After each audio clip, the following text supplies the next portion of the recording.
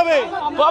একটা 11 বছরের বাচ্চাকে এভাবে ধর্ষণ করেছে, নিষ্ঠুর ভাবে ধর্ষণ করেছে, তার চোখ খুবলে নিয়েছে, তার জিভ কেটে নিয়েছে, তাকে 4 জন মিলে ধর্ষণ করেছে। আমরা দুজন এভিডেন্সকে ধরে দিয়েছি, তারপরে পুলিশ একজনকে ছেড়ে দিয়েছে। আমরা মুখ্যমন্ত্রীকে কালকে রাত 11টা থেকে এ পর্যন্ত কাউকে দেখতে পাইনি। ইভেন্ট আধ ঘন্টা আগে পুলিশ এসছে, আমরা বডি ক্যাম্প থেকে পুলিশ নিয়ে গিয়ে বডি শনাক্ত করেছি, সেখান থেকে তুলে নিয়ে এসছি। পুলিশ ঘুম এখনো ভাঙেনি। একটা 12 বছরের বাচ্চাকে রেপ করেছে 4 জন মিলে। আমরা চাইছি অবিলম্বে ওর ফাঁসি। মুখ্যমন্ত্রীর কথা অনুযায়ী ওর এক্ষুনি বাড়িঘর ভেঙে দিতে হবে বুলডোজার দিয়ে। আর যাকে ধরেছে, যে 4 জন অভিযুক্ত, তাদের 4 জনকে আমরা ফাঁসি চাই। হয় এনকাউন্টার নয় ফাঁসি, হয় এনকাউন্টার নয় ফাঁসি। আমার নাম সাইফুল। আমি বলছি পুলিশ থাকতে কেন শান্তনু সে এখান থেকে আসামিকে নিয়ে চলে যাবে? পুলিশ থাকতে কালকের বিকেল 4:40 থেকে একটা বাচ্চা 12 বছরের বাচ্চা নিখোঁজ ছিল। আমরা অনেক খোঁজাখুঁজির পরে রাতে গিয়ে থানায় লিখিত কমপ্লেন করে আমরা সবাই খোঁজাখুঁজি শুরু করি।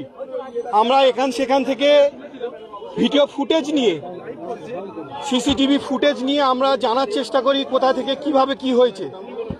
আমরা ওখানে যারা ছিল বা যাদের থেকে আমরা ফুটেজ পেয়েছি, তার থেকে একজন বারুইপুর থানার সিভিক, সে মানে ওই ছেলেটাকে কোনো রকমভাবে চিনতে পেরেছিল।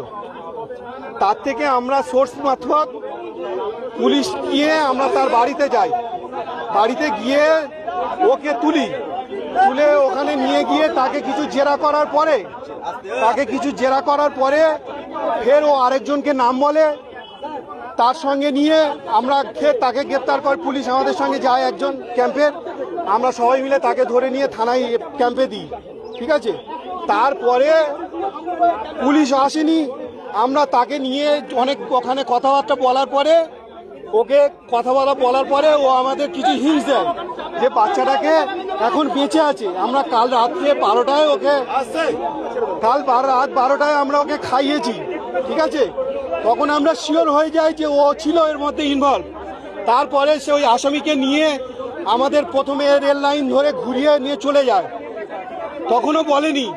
ফের তারপরে ওখানে গিয়ে জিজ্ঞাসাবাদ করে তারপরে ওকে নিয়ে ঘুরে 2-3 কিলোমিটার বাধার মধ্যে নিয়ে গিয়ে সেখানে রেপ করে 4 জন মিলে রেপ করে তাকে একটা বস্তায় প্লাস্টিকে মুড়ে একটা বস্তায় দিয়ে পুকুরে